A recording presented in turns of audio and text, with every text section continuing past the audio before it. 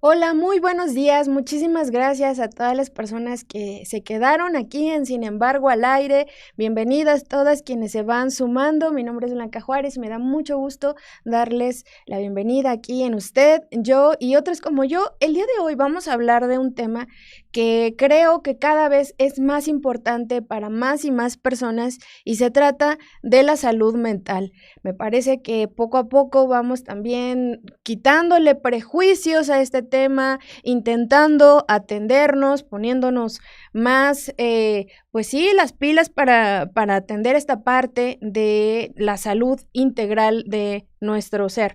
Y miren, les traigo una cifra que por supuesto es una cifra estimada y tiene que ver más también con los casos que han podido ser diagnosticados, pero por supuesto debe haber muchísimos más de aquellas personas que no han logrado pues acercarse a alguna persona profesional de la salud y que no ha sido diagnosticada. En México, 3.6 millones de personas más o menos pues viven con depresión. Es una cifra pues nada menor, 3.6 millones de personas o más, muchas más, que están todos los días tratando de luchar no solamente por, eh, por encontrar a lo mejor un trabajo, por mantenerse saludable físicamente, sino a veces luchan solamente por tratar de salir de la cama, por animarse de una u otra manera. Así que este día vamos a estar hablando sobre esto. Muchísimas gracias a María Ávila, buenos días, a Yemile Barrera, a Bran Corber, a Master of Puppets, muchas gracias, Mauricio, José Valencillo, gracias que están aquí, vayan dejando también sus comentarios, sus preguntas sobre este tema. Miren, según la Comisión Nacional de Salud Mental y Adicciones, la CONASAMA, los diagnósticos de depresión son más frecuentes en mujeres. Sin embargo, aquí hay un dato que podría estar oculto en el caso de los hombres, que no hay tantos, o igual no se está igualando ese número de mujeres, y no precisamente porque no estén padeciendo esta condición de depresión, sino porque a veces, debido a los prejuicios, a motivos socioculturales, no acuden quizá tanto como las mujeres a las consultas, a la atención. Por supuesto, esto cada vez va siendo menos, me parece. Ustedes cuéntenme, aquí tenemos a mucha audiencia de hombres, así que cuéntenme si es su caso. Muchos saludos, Eloan González, te mando un abrazo. Y pues bueno, también otro tema es en este gran tema de la salud mental, es la ansiedad que casi siempre pues va junto con pegado con la depresión. Es uno de los trastornos también muy frecuentes en las consultas psicológicas o psiquiátricas. Y a partir de la pandemia de COVID-19, creo que muchas personas pues vimos, sentimos pues llegar la ansiedad muchísimo más que a lo mejor que en otros momentos. Según la Organización Mundial de la Salud, a partir de 2021 aumentó 25% el número de casos diagnosticados de ansiedad. Después de la pandemia, esta cifra es a nivel mundial, pero es algo que también se refleja en México. El trastorno de ansiedad es algo a lo que hay que ponerle muchísimo cuidado, de lo que hay que hablar y por supuesto de lo que se debe tratar. Sin embargo, pues quizá en algunos espacios todavía esto sigue siendo un tabú. Me parece, ustedes cuéntenme aquí en los comentarios, si ustedes creen todavía que no se habla suficiente de esto, que no se puede decir en los espacios laborales, por ejemplo, en los espacios profesionales. ¿Cuántas de ustedes le han dicho a su compañero o su compañera de trabajo, a quienes estén, pues a lo mejor en una mayor jerarquía, al jefe o la jefa, como le quieran llamar, si le han dicho, tengo depresión, estoy tomando ansiolíticos, estoy tomando antidepresivos? ¿Cuántas veces han más bien querido no decirlo? Así que, pues esto es parte de lo que vamos a hablar. además de las cargas socioculturales, de estas barreras que nos ponemos, de los prejuicios, de la cultura, de el que dirán, que creo de verdad que poco a poco vamos tirando todas las personas que hablamos de estos temas y que decimos lo hemos padecido o lo padecemos y lo decimos pues con el respeto y también con el orgullo de que puede ser esto, porque también es al salir de esto, pues de una depresión, claro que es motivo de orgullo y es algo también que creo que son batallas a veces ganadas de las que poco hablamos y que tenemos que celebrarnos también. Sí que pues íbamos sí tirando estas barreras culturales por un lado, pero queda otra gran barrera que es la de los ingresos, ¿no? Al final es algo que no está al alcance de todas las personas porque sigue siendo pues las terapias siguen teniendo un alto costo, las terapias psicológicas, el tratamiento psiquiátrico, por supuesto, en el ámbito privado. Entonces, no está al alcance de todas las personas y de por sí todos los gastos que ya están en el día a día, pues sumarle una terapia semanal, el costo de una terapia semanal que debe estar oscilando ahora mucho más de 500 pesos. En algunos casos, pues sí, algunos especialistas cobran 1,500 por sesión, pues eso cada semana, pues no da las cuentas y si además hay que comprar medicamentos psiquiátricos, pues no definitivamente termina siendo un tema solamente para un tipo de personas con un tipo de ingreso. Entonces, pues el día de hoy, de eso es lo que queremos hablar aquí en Usted, Yo y otros como yo. Queremos hablar sobre las opciones que tenemos en el sistema de salud público para las personas que tienen pues algún tema de salud mental y que no están pudiendo acceder a las terapias privadas. Muchas gracias a las personas que andan acá, dice, dice Roberto Quintero. Dice, nosotros nos aguantamos como los machos, pues órale como con los machos que se aguantan así, pero pues de alguna manera termina eso saliendo, entiendo, por supuesto, Roberto, que lo estás diciendo en broma, pero no creas, o sea, en realidad hay muchos otros hombres que sí piensan que hay que aguantarlo como machos y al final es que no lo aguantan. Termina saliendo por otro lado y termina saliendo en violencia contra otras personas y muchas veces contra las personas que tienen más cerca. Así que, pues no es la solución. Vamos a ver, quedamos menos, también dice ansiedad, claro, como la canción, por supuesto. Exacto, mira, ya sacó acá las rolas, quedamos menos.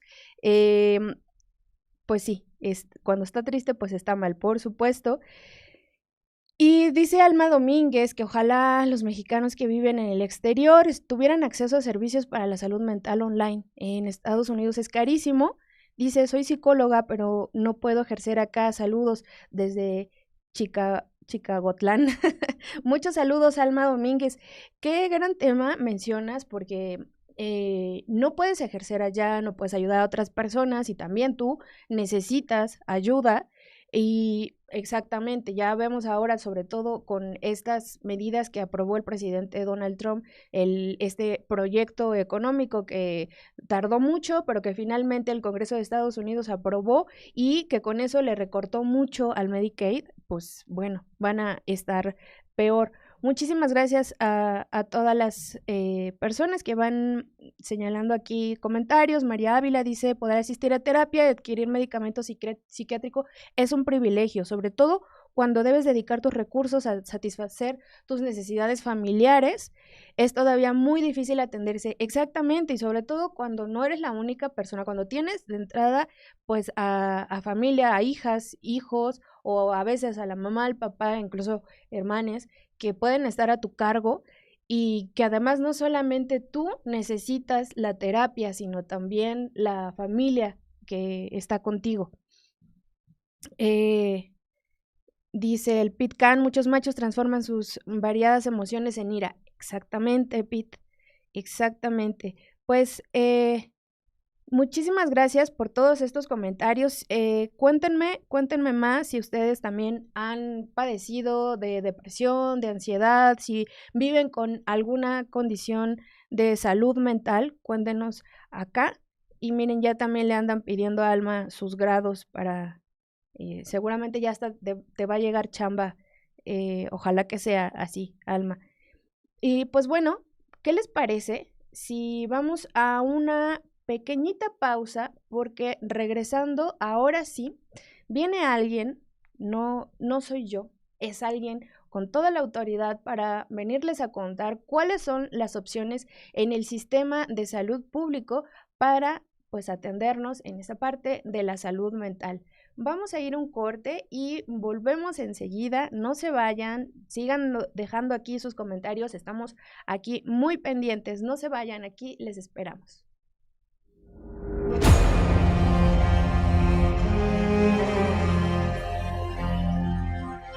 Imagina que eres Ana y que José es el amor de tu vida.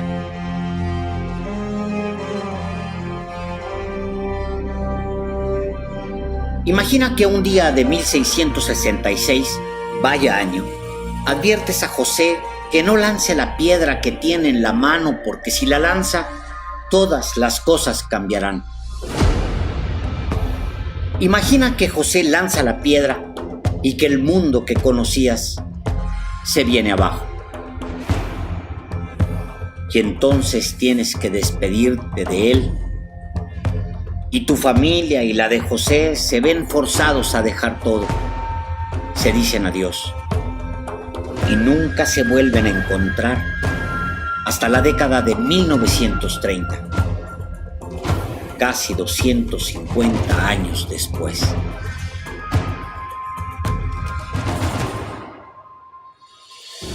Yo soy Alejandro Páez Varela y me siento orgulloso de regresar al género de novela con Los Vendedores de Almas, un relato sobre el amor, sobre las migraciones, sobre las almas que no mueren y la meticulosa gestación del mal.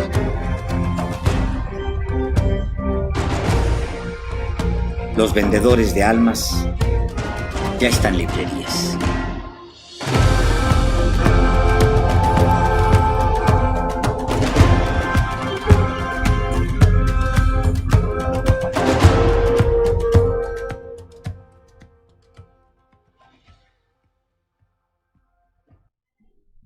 Ya ven, les dije que era rapidísima esta pausa. Muchas gracias a todas las personas que siguen aquí dejando sus comentarios. No se olviden también dejar el like y de ir compartiendo este enlace para que les sirva a otras personas y que se enteren del tema que estamos hablando el día de hoy, de la salud mental, opciones para todos los bolsillos. Y como les decía, tenemos a una invitada que les va a platicar todo con toda la autoridad del mundo. Ella es ella es la maestra Nadia Robles Soto, directora de Coordinación de Estrategias de la Comisión Nacional de Salud Mental y Adicciones, la CONASAMA. Muchísimas gracias, maestra, por estar acá, gracias por acompañarnos. Pues miren, de verdad que nos están dejando varios comentarios sobre que la importancia de la salud mental. Quizá podríamos comenzar hablando de eso. A lo mejor todavía no, a veces no podemos dimensionar, creemos que son muchísimas otras cosas, tristeza, o muchas personas todavía confunden la tristeza con la depresión y la depresión con la tristeza. ¿Qué engloba la salud mental?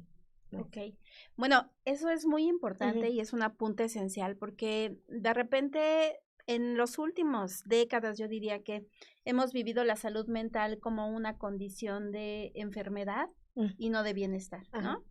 Entonces, cuando pensamos en salud mental, inmediatamente pensamos que la salud mental o la atención en salud mental es para personas que tienen una sintomatología grave, un trastorno grave o que tienen condiciones que requieren ser atendidas farmacológicamente o en un hospital psiquiátrico o en algún tipo de urgencia. Pero en realidad la salud mental es todo, ¿no? Así como hablamos de la salud física, pues también la salud mental es un elemento central de la atención, de la importancia de el autocuidado en los seres humanos. Entonces, efectivamente, cuando hablamos, por ejemplo, de tristeza, no necesariamente significa que haya depresión, pero eso nos da un elemento importante de cómo la salud mental pues tiene muchas vertientes, tiene muchos gradientes y cómo el autocuidado representa también un elemento muy relevante de la salud mental. Entonces, para resumir un poco este punto inicial, la salud mental es el estado de bienestar que nosotros percibimos, ¿no? Respecto a cómo nos sentimos, cómo nos autopercibimos, cómo gestionamos las emociones o las situaciones que pueden ser adversas, ¿no? Ese es uno de los elementos que toma en cuenta la Organización Mundial de la Salud para definir salud mental. Y bueno, hay otros elementos que ya estaremos hablando sobre qué sucede cuando la salud mental se pone en riesgo o existen ciertas barreras también en la atención de la salud mental. Exacto, y mire, hay un comentario por acá, nos dicen que un día tuvo depresión y que se la eliminó trabajando mucho. Creo que es algo nuevamente parte de nuestra cultura, tal vez, una cultura que no se escapa también de los efectos del neoliberalismo, de que te haces digno, que el trabajo te hace digno. Creo que desde mi perspectiva el trabajo no te hace digno y hay algunas otras, algunas teorías que también lo señalan. Las personas somos dignas por ser simplemente y tenemos una dignidad y merecemos que se nos respete, no por el trabajo que realizamos o si realizamos trabajo o no. Y entonces al final toda esa idea del trabajo es que si no trabajas entonces estás triste. Las personas que se quedan sin trabajo se van a una tristeza, a veces a una depresión. Por supuesto que hay un tema real, que es pues, el económico, cómo hacen para vivir, por supuesto, pero a veces también es más lo social de haberte quedado desempleado o desempleada. Y por otro lado, está esta idea de que pues si estás triste, pues es que como a lo mejor nos decían en algunos les decían sus papás, sus mamás, sus abuelos, de es que estás desquacerado, necesitas ponerte a trabajar y con eso se te quita la tristeza. O no le estás echando suficientes ganas. No le estás echando ganas, todo se trata de echarle ganas, de ponerte a trabajar.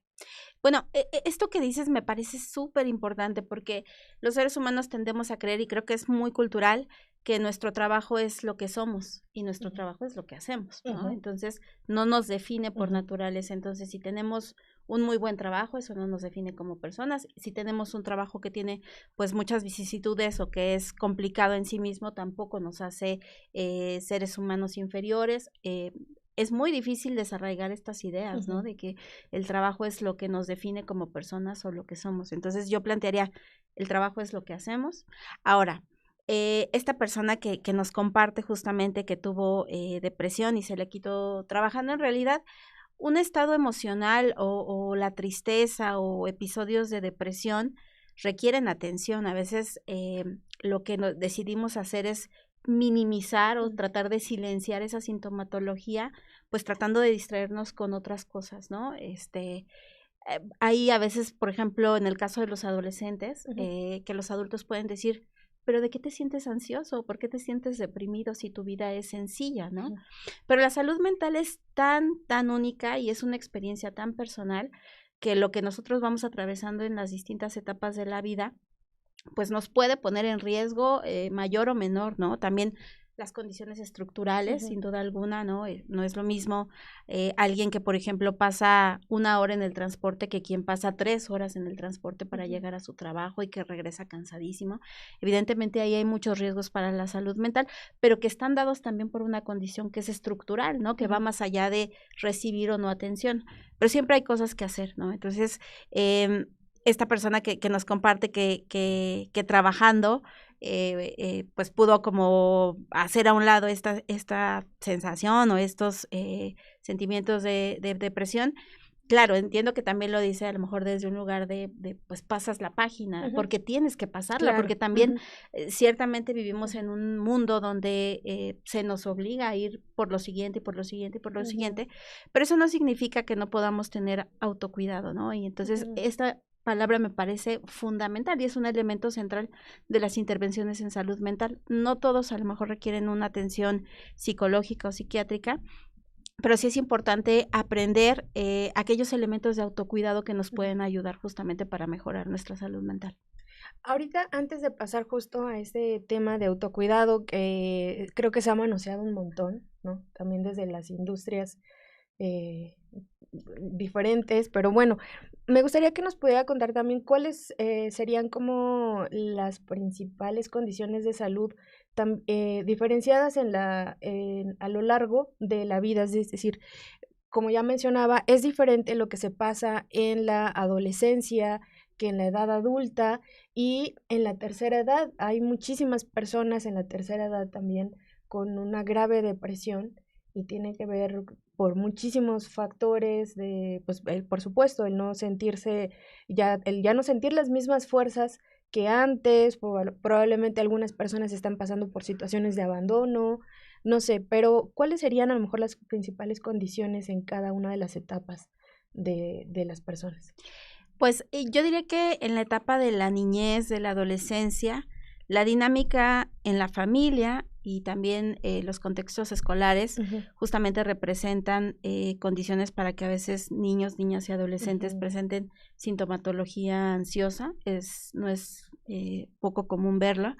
Emociones también displacenteras como tristeza constante, sobre todo quienes se enfrentan a la etapa de la adolescencia pueden tener cambios de humor que son muy naturales en función también de los cambios hormonales que están existiendo.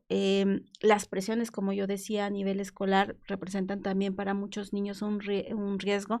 Existen niños que, por un lado, si bien a lo mejor tienen la exigencia y tienen ansiedad, hay otros que también en los contextos familiares se enfrentan a situaciones de violencia y eso evidentemente también genera sensaciones de angustia, de temor, de a veces tener este desamparo, ¿no? Con el que se van acompañando muchas conductas en la vida.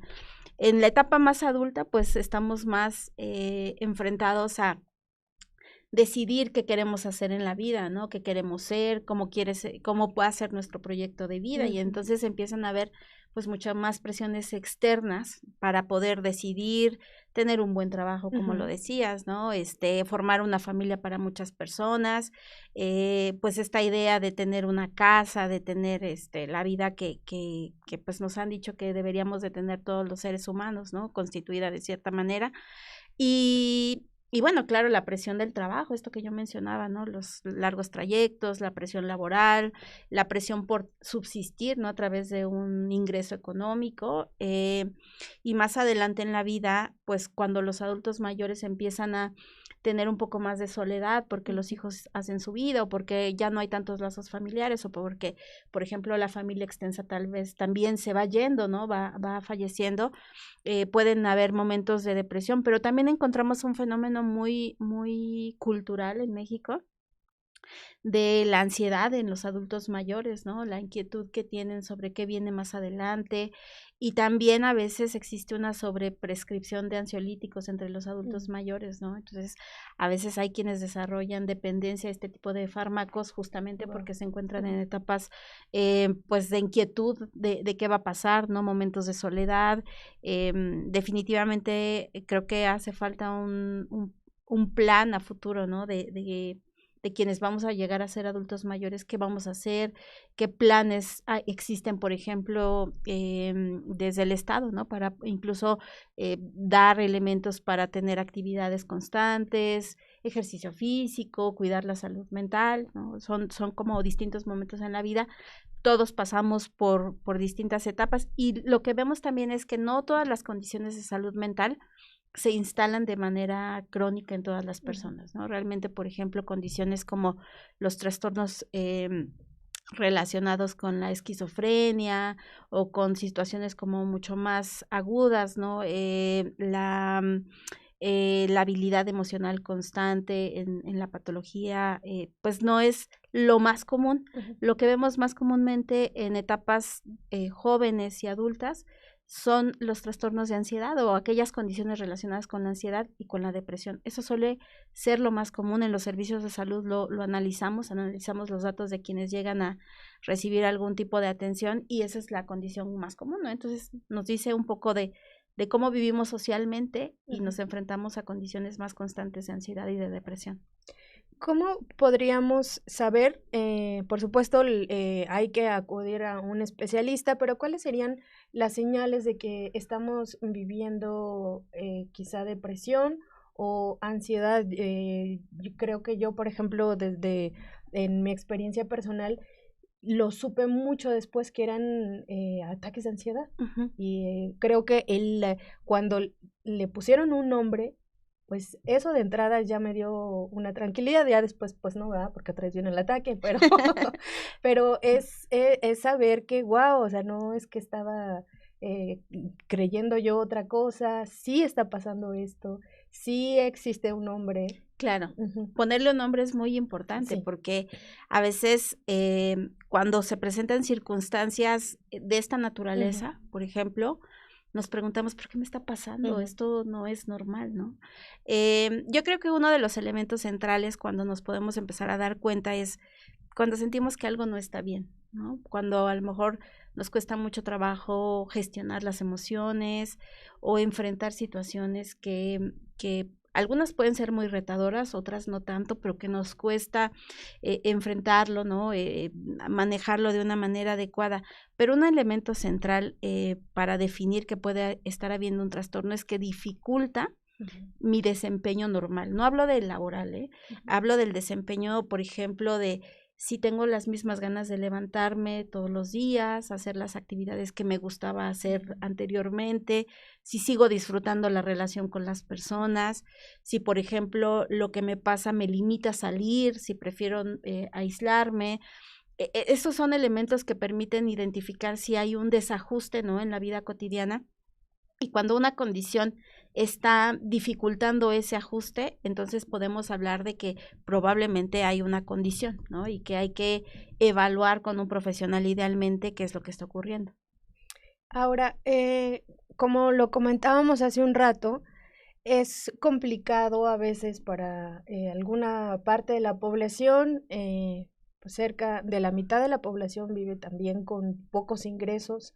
Está, si bien esto tratando de solventarse, vamos mejorando temas de empleo, el salario mínimo se ha duplicado desde 2018, sin embargo, pues eso solamente va alcanzando para ir resarciendo pues los daños fundamentales que teníamos, como el acceso a la comida de entrada, ¿no? El que haya personas que puedan consumir más proteína los suficientes gramos de proteína al día, pues apenas va alcanzando para ir resarciendo eso. Ahora el tema de la salud mental todavía sigue viéndose como un privilegio, como a lo mejor casi un lujo, lo cual no debería ser así. Y por otro lado tenemos a estas empresas que ya nos hablan y también pues toda esta idea del autocuidado, que es ponerte una mascarilla o cosas así que no tienen nada, bueno, por supuesto cada quien sentirá qué es lo que necesita y a lo mejor en un momento eso le puede aliviar de alguna manera el consentirse, el tomarse un tiempo para la persona, pero pues no va a la raíz de lo que está necesitando. ¿Con qué opciones contamos en el sistema de salud público para la atención de la salud mental? Sí, justo hablando del autocuidado, claro, efectivamente es un término muy utilizado, que se utiliza en la mercadotecnia, ¿no? Para hablar de aquellos servicios, sobre todo cuando alguien nos quiere vender algo, pues tendríamos que cuestionar un poco si eso realmente es autocuidado, ¿no? Cuando nosotros hablamos en el ámbito de salud mental de autocuidado, hablamos de elementos tan esenciales como, por ejemplo, dormir bien. Claro. Como comer bien, ¿no? Pero también nos enfrentamos a esos retos, ¿no? No todas las personas pueden comer bien, ¿no? Pero pueden comer a ciertas horas, ¿no? O sea, pueden tal vez no necesariamente cumplir con esto que se le ha llamado en el ideal el plato del buen comer, pero sí hidratarse continuamente, sí comer algo, sí tratar de dormir cierto periodo de tiempo en la medida de que esto sea posible, ¿no? Moverse, ¿no? No necesariamente hacer ejercicios, ni inscribirse a un gimnasio, ni tomar lecciones, o clases con alguien que sea profesional de la yoga o de algún tipo de entrenamiento, pero sí moverse, caminar, tratar de estirarse. Todos esos elementos son básicos y son de autocuidado. En la mayoría de los casos pueden hacerse. En el trabajo puede uno levantarse, dar una caminata y regresar, ¿no? Si es posible. Y cuando hablamos de la atención en la salud mental, bueno, son unas recomendaciones que digamos son básicas, ¿no? En la Comisión Nacional de Salud Mental y Adicciones, nosotros trabajamos en coordinación con las entidades federativas. En todas las entidades hay programas y áreas de salud mental y de atención a las adicciones. Y estas áreas son o brindan servicios públicos gratuitos y digamos que aquí, como en la salud mental, hay gradientes, ¿no? Tenemos actividades preventivas, que son acciones de sensibilización, por ejemplo, para ir disminuyendo el estigma respecto a los temas de salud mental, para el reconocimiento de que lo que sentimos tiene un valor, de que siempre tenemos un lugar en la vida, en nuestra vida personal, en la de los otros, y que vale la pena hablar de cómo nos sentimos y también abordar cómo nos sentimos. Contamos también con talleres, que son acciones pues mucho más precisas. Como te decía, no todas las personas requieren a lo mejor un tratamiento psicológico, un tratamiento farmacológico. A veces un buen apoyo en grupo o gestionar ciertas habilidades puede ser bastante benéfico para el manejo de la salud mental, y también contamos con herramientas de detección oportuna justamente para esos casos donde puede haber algún riesgo psicosocial, alguna condición de salud mental, para que pueda derivarse a algún servicio que ya sea, nosotros le llamamos especializado, ¿sabes? Porque no es tan común que en los servicios de salud existan áreas de psicología. Entonces, nosotros tenemos una red de 343 centros, le llamamos comunitarios de salud mental y adicciones, donde hay profesionales de la salud mental. Y le hemos llamado, hemos tenido la costumbre de llamarles especializados justamente por esto, porque no es tan común que existan este tipo de espacios, ¿no? Pero aquí también tenemos servicios gratuitos donde las personas pueden recibir orientación, pueden recibir desde una consejería breve o pueden recibir todo un tratamiento para abordar las condiciones de salud mental que tienen. Y estas unidades, como son centros comunitarios, pues también tienen un modelo de atención muy peculiar, porque no todas las personas tienen que ir a la unidad para recibir un tratamiento. A veces también las unidades, por ejemplo, van a las escuelas, que es un ámbito muy común en el que se trabaja, pueden ir a las empresas, pueden brindar servicios en distintos ámbitos, no necesita la persona estar en la unidad para recibir forzosamente la atención.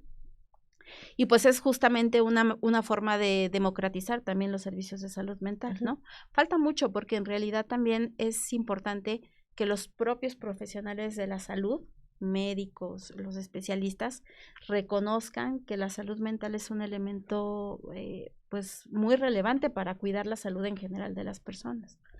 Nos deja aquí un comentario María Ávila, dice: yo creía que esos consejos eran patrañas, pero es cierto. Caminar ayuda mucho para combatir la ansiedad. Muchas gracias, María Ávila. Y ahora, sobre estos 343 centros de salud mental, ¿están en todo el país?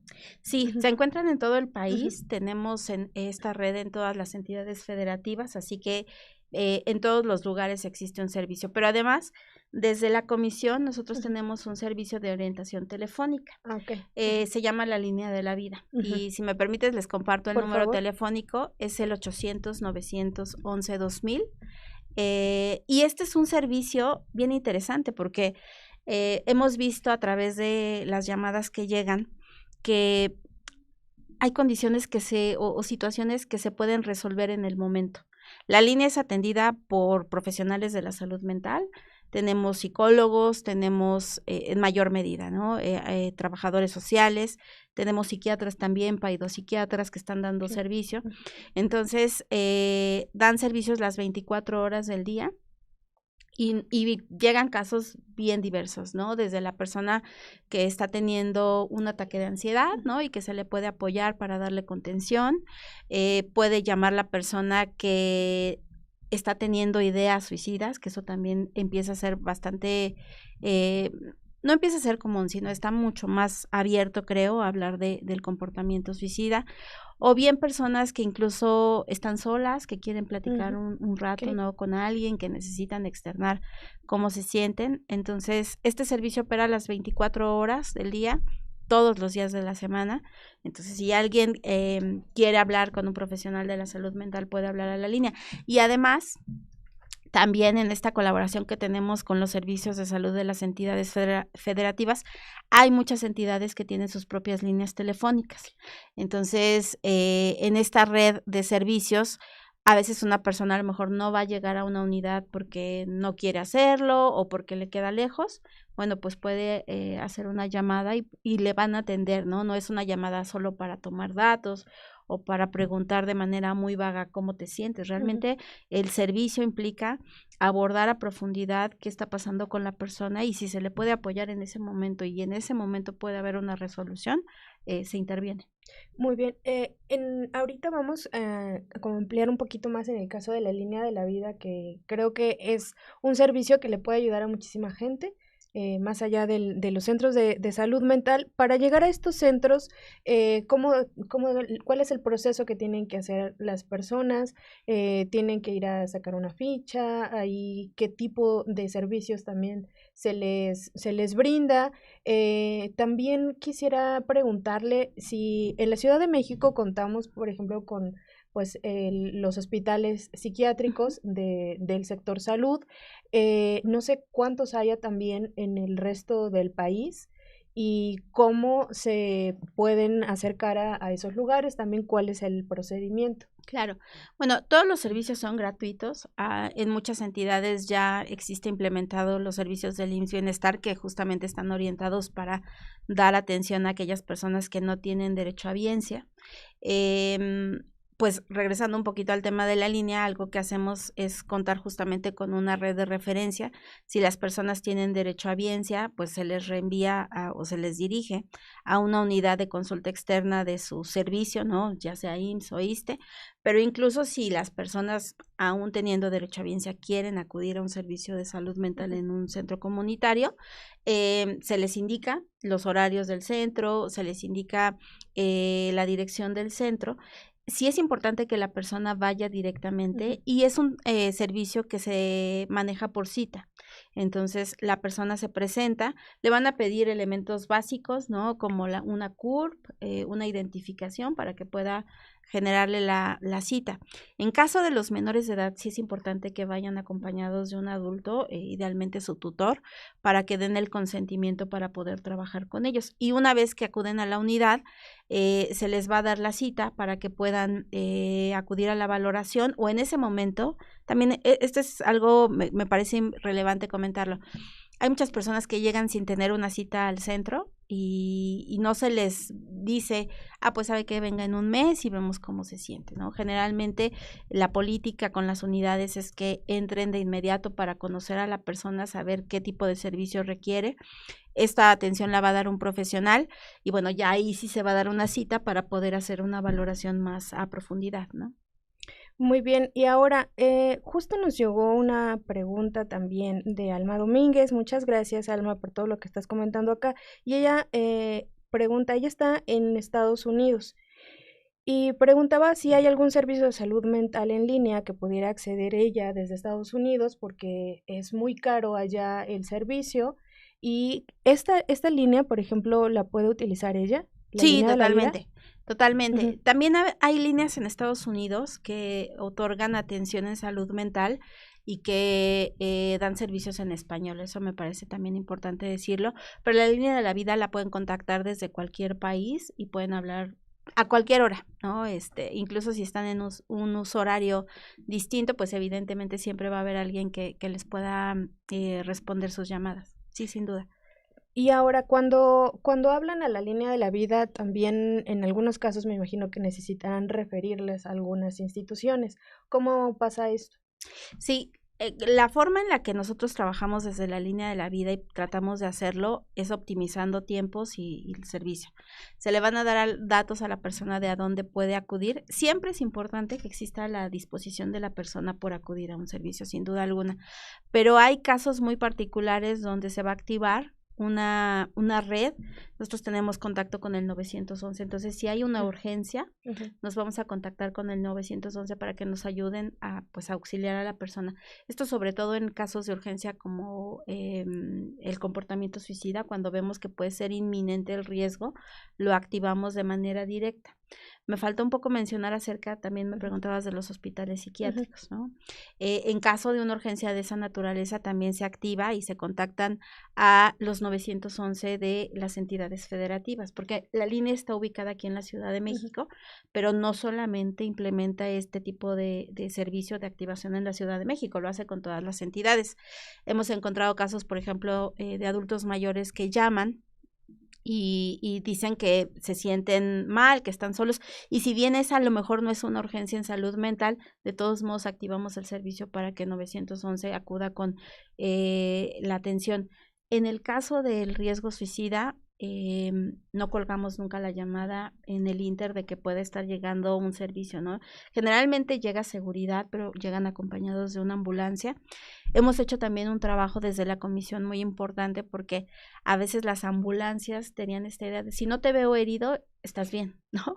Y entonces dicen, bueno, yo no me puedo llevar a la persona porque la veo íntegra, ¿no? Físicamente se ve bien, pero tiene el riesgo de cometer suicidio. Entonces, se ha hecho un trabajo bastante intenso y se ha logrado que justamente las ambulancias y todos los centros que coordinan las ambulancias en las entidades reconozcan este tipo de urgencias.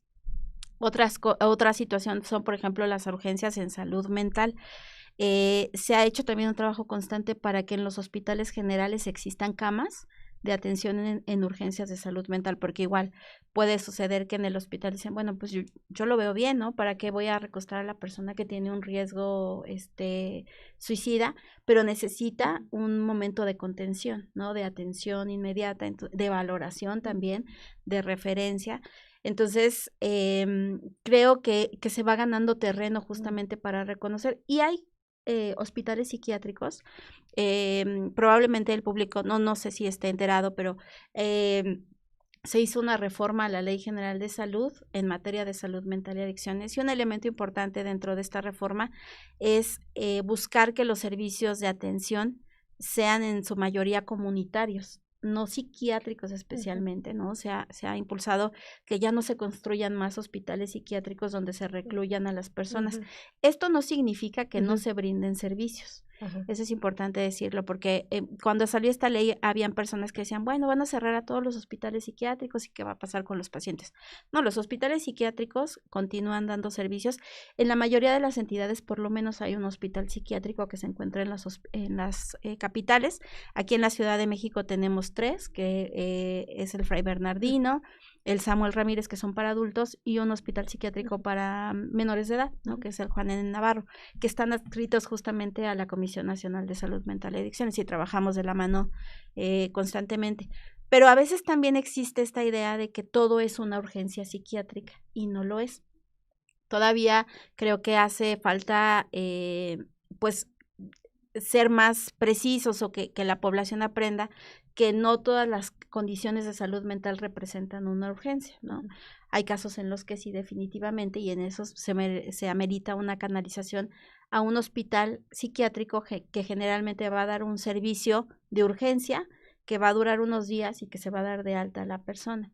Lo que se está tratando de dejar de hacer es que a las personas se les interne de manera muchas veces involuntaria, ¿no? Y que se les recluya.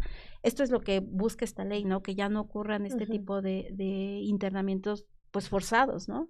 Y que más bien cuando hay un padecimiento crónico la persona pueda ser atendida en su casa, pero con un apoyo y un acompañamiento médico, psicológico y un sostenimiento largo. Y ahí también las familias requieren mucho aprendizaje, ¿no? Porque se entiende perfectamente, es muy difícil manejar a un paciente o convivir con un paciente crónico, pero es mucho mejor que se encuentre en su hogar a que se encuentre en un hospital psiquiátrico aislado, ¿no? Creo que hemos visto también, afortunadamente, también a lo largo de los años, un cambio de perspectiva también desde la medicina psiquiátrica, ¿no? De comenzar con estos centros horribles que teníamos en México, que hay que recordar para no repetir, como el caso de la Castañeda. Claro. Por ejemplo, este hospital psiquiátrico que violaba derechos humanos de las personas que estaban ahí y que por eso es recordado, ¿no? Y que además contribuyó también a que se viera también de esa manera a las personas que estaban viviendo esa condición mental, que se les estigmatizara, que se les viera como como casi unos monstruos y gente que nunca va a poder rehabilitarse o reintegrarse quizá a sus funciones o al resto de las personas. Por supuesto, hay una variedad de condiciones que no todas las personas logran recuperarse, pero sí, creo que el ir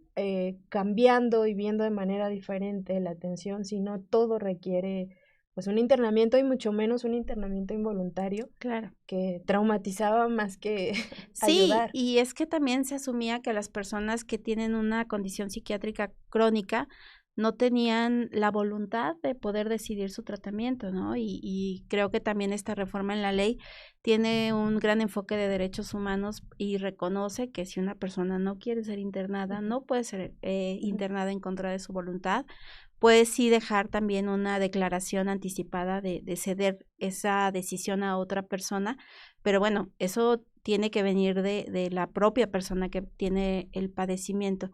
Y ciertamente yo creo que se va abatiendo justamente esta condición de tratos crueles para controlar, ¿no?, a las personas. Y por eso decía que hay que hacer mucho énfasis en que la sociedad comprenda que un trastorno crónico de salud mental nunca debe ser una razón para estigmatizar, pero tampoco para recluir a una persona, ¿no? Efectivamente, en casos como la esquizofrenia, pues la esquizofrenia no se cura, pero sí la sintomatología se controla. Y si se lleva un tratamiento con adherencia, con apoyo de la familia, una persona pues puede ser completamente funcional, ¿no? En la medida de lo posible en su hogar y no requerirá como porque a veces la reacción desesperada de la familia es necesitamos que nos ayuden a controlar esto y la mejor forma de controlarlo es haciendo a un lado a la persona, ¿no? Pasa un poco lo mismo con el caso del consumo de sustancias, que cuando alguien tiene un consumo crónico, a veces la mejor decisión que la familia puede percibir es vamos a internarlo, ¿no?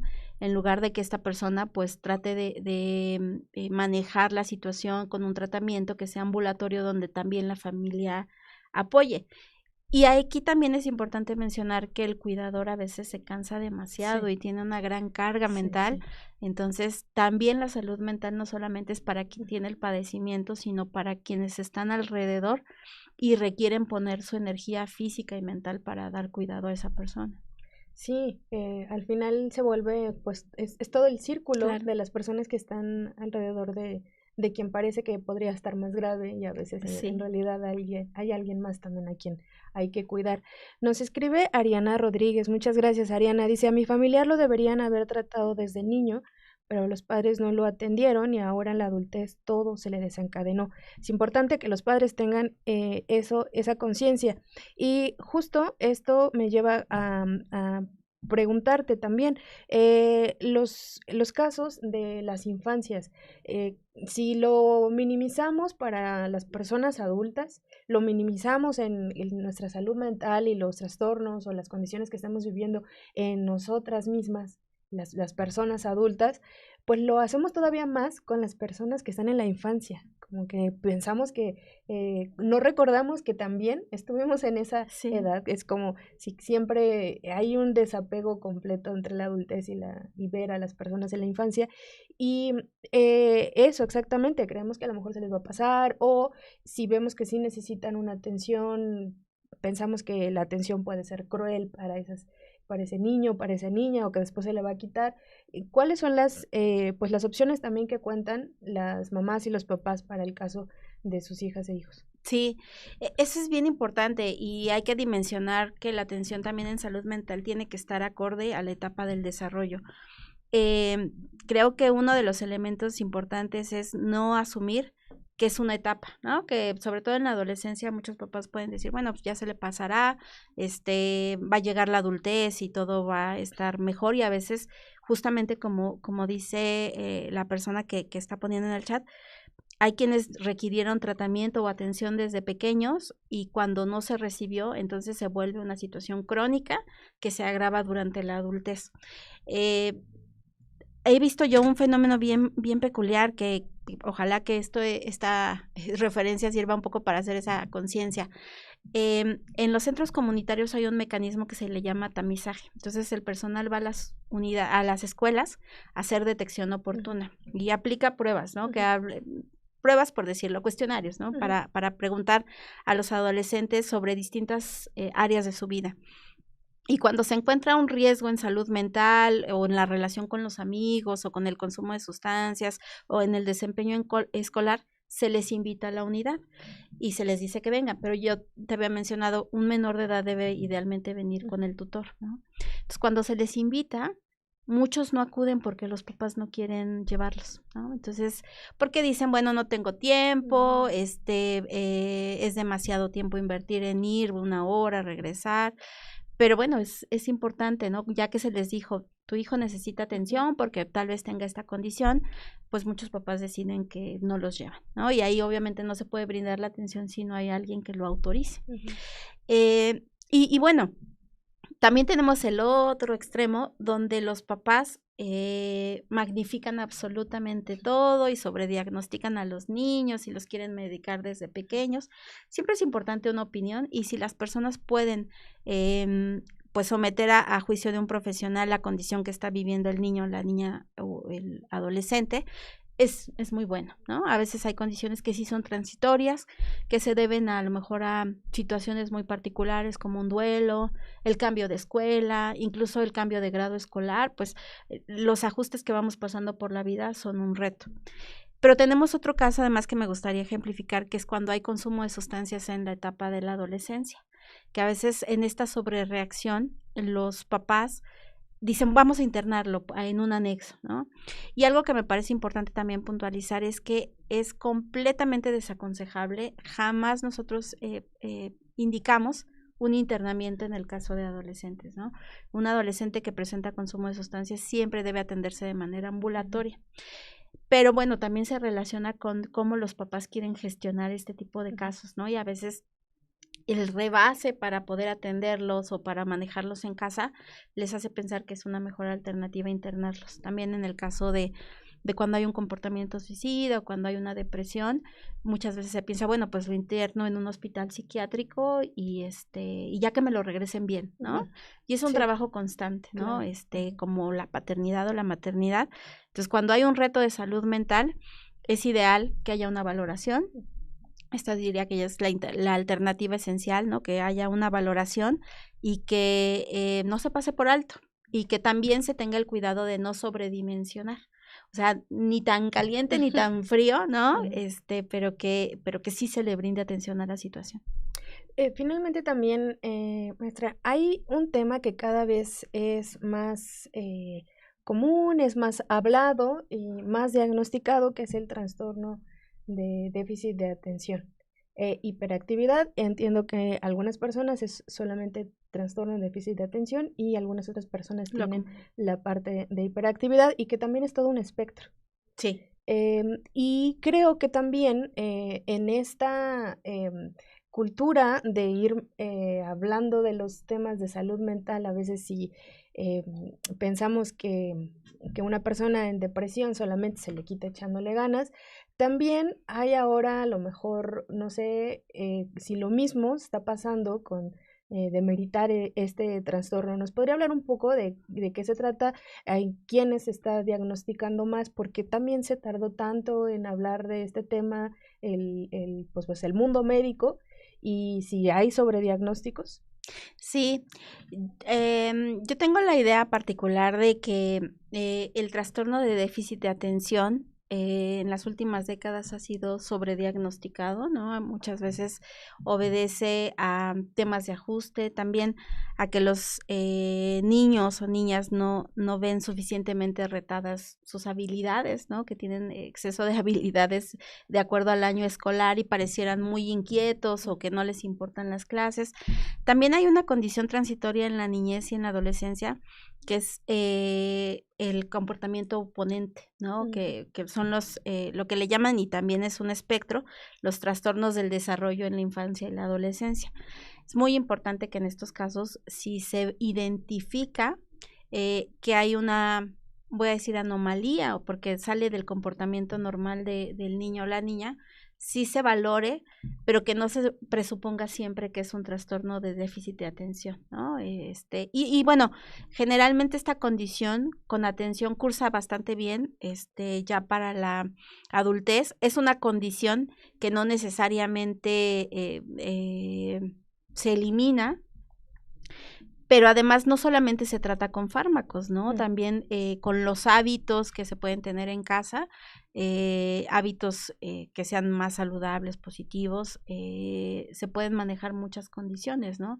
Entonces los niños tienen tanta energía que necesitan actividades por la tarde, pero su actividad por la tarde es ver la televisión, ¿no? Jugar videojuegos o no tener actividad física, o a veces también vemos niños que tienen periodos muy cortos de sueño, que se pueden ir a dormir a las 11, 12 de la noche sin ninguna restricción y al día siguiente empezar en la mañana y pues no van descansados a la escuela. Y otra cosa que también es importante es el consumo de alimentos y bebidas, ¿no? Por ejemplo, hemos visto en los últimos años que hay una gran cantidad de niños que toman bebidas energizantes, tremendo, ¿no? Y ha sido un tema que no se ha puesto mucho sobre la mesa. Y generalmente estas bebidas, pues evidentemente activan a los niños, generan un efecto, pueden tener problemas de insomnio, pueden tener problemas o condiciones de conducta, oponente, y pues a veces los papás o los maestros no se lo explican y no toman en cuenta que están consumiendo sustancias.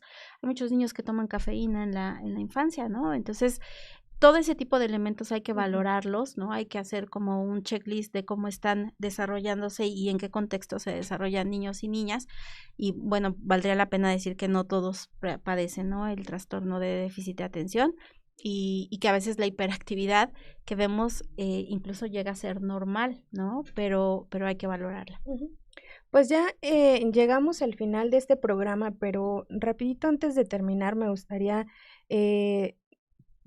pasarle otra pregunta que también hace Ariana Rodríguez. Pregunta que si el trastorno o los temas de depresión y ansiedad son hereditarios, dice porque pues del lado de su familia materna ha habido varias personas con depresión y ansiedad. No, siempre ha habido esta inquietud, ¿no? De si este tipo de condiciones se heredan. En el caso de la depresión y la ansiedad, no tienen necesariamente un componente hereditario que sea fuerte, pero el aprendizaje también es herencia, ¿no? Entonces, cuando nosotros aprendemos pautas de comportamiento o formas de reaccionar ante la vida, sin duda alguna, eso tiene una influencia, ¿no? Igual pasa en el consumo de sustancias. Y hay un elemento bien interesante que se ha hablado hasta las últimas décadas, que es la epigenética, que es cómo el propio ambiente nos va cambiando genéticamente para responder o no de ciertas formas, ¿no? Entonces diría que en esencia no, y que incluso cualquier factor hereditario no es como una condena para presentarlo en el futuro. Claro, hay que tener ciertos cuidados, ¿no? Es como con la diabetes, ¿no? Si tenemos papás que son diabéticos, pues tendremos que tener mejor control con el azúcar, con la alimentación, con el ejercicio. Y si tenemos familiares que han cursado con depresión, pues tendremos que estar atentos, ¿no? A tener un mejor cuidado de nuestra salud mental, pero no esta idea de que invariablemente yo en algún punto de la vida voy a sufrir depresión porque así ha pasado en mi familia. No necesariamente tiene que ser así, ¿no? Y es donde este elemento del autocuidado Me parece que es importante no dejar de tomarlo en cuenta, lejos de todos estos temas del coaching o cuando se nos quiere vender algo. El autocuidado se puede producir desde uno mismo, ¿no? No se necesita comprar nada para tener autocuidado. Pues muchísimas gracias de verdad por todo lo que nos compartió el día de hoy. Muchas gracias a todas las personas que dejaron aquí sus comentarios, que estuvieron aquí con nosotras en vivo y que pues le dieron like a esta transmisión. La línea de la vida es 800-911-2000. ¿Verdad? 800-911-2000. Perfecto, pues ahí tienen, esa es una muy buena opción, además la información que también ya nos daba la maestra, que en cada entidad hay diversos centros de salud mental comunitarios sin costo a los que se pueden acercar. También en esta línea les pueden indicar en dónde encontrarlos, cómo acercarse a los servicios, no lo dejen pasar. La salud mental es algo que merecemos también todas las personas, es un derecho. Exactamente, así como la salud en general, la salud mental es un derecho y bueno, desde esta entidad pública que somos la Comisión Nacional de Salud Mental y Adicciones, justamente pues tenemos la obligación de buscar procurar ese derecho en la población. Exacto, pues gracias de verdad, maestra, y le envían acá también muchos saludos, que estén muy bien y les agradecemos por su presencia y nos vemos la siguiente semana. Muchas gracias.